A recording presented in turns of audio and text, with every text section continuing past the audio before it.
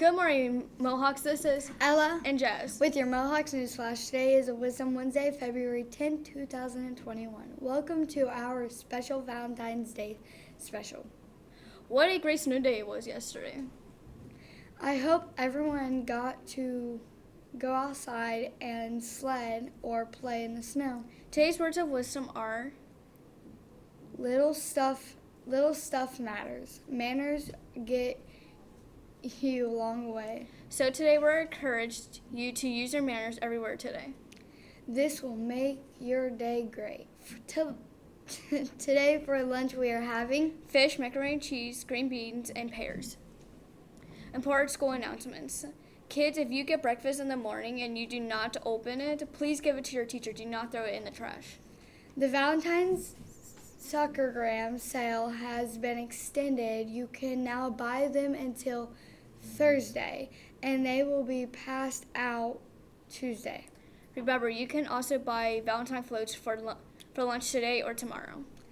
Tomorrow will be our Valentine's Day parties at school.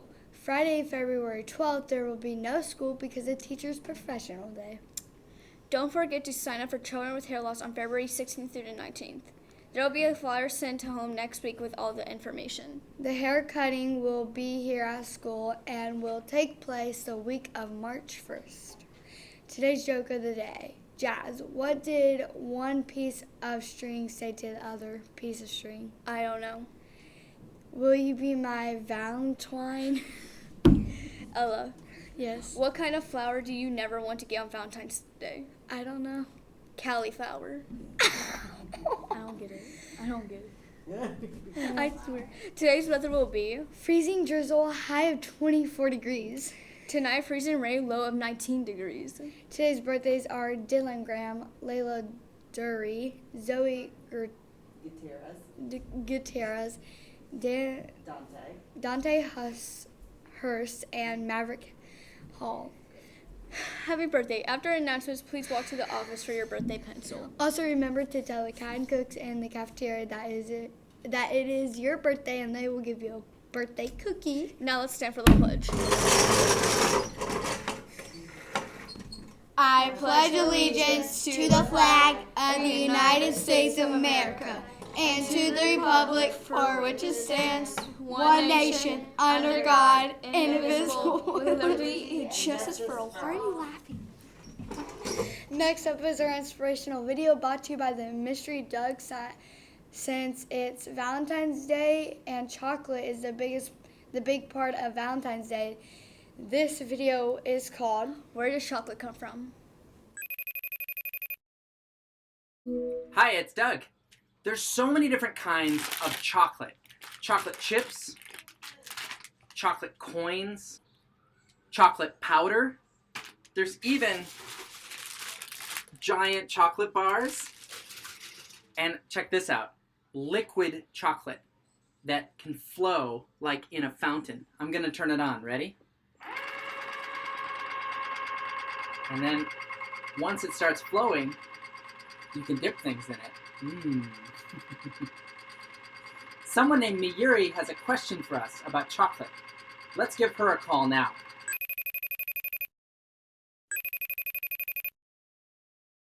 Hi, Doug. Hi, Miyuri.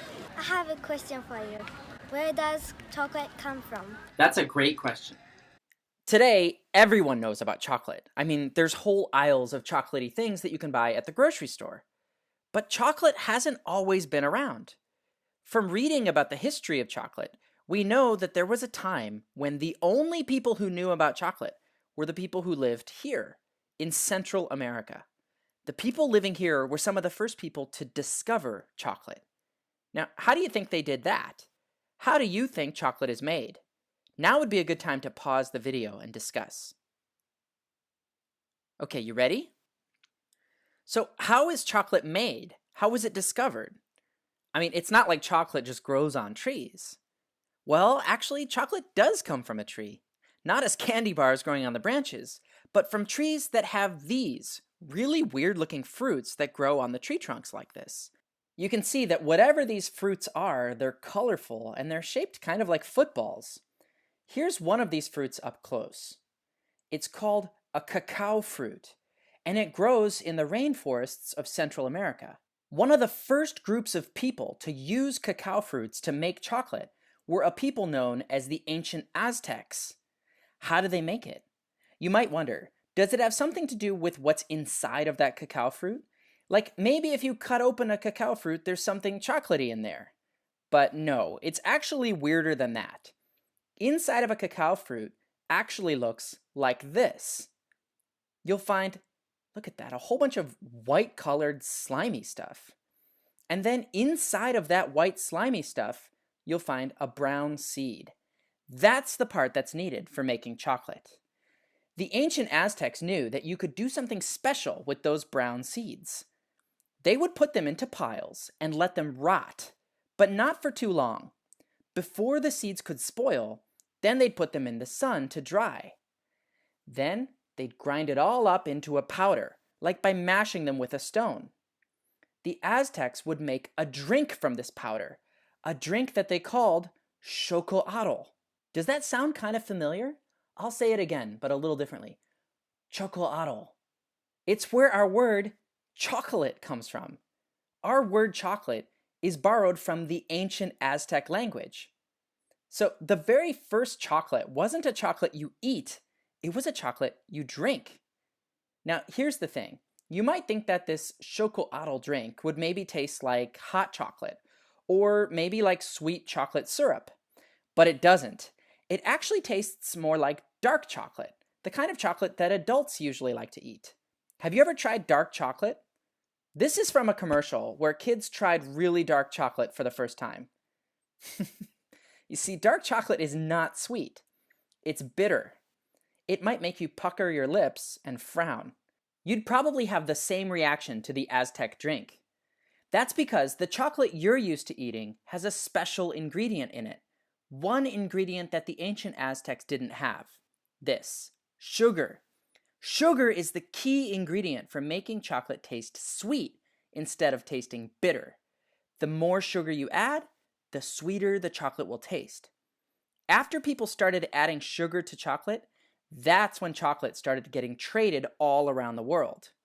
But not everyone wanted to drink their chocolate, so chocolate makers invented a new way of making chocolate so that it was hard and solid rather than liquid.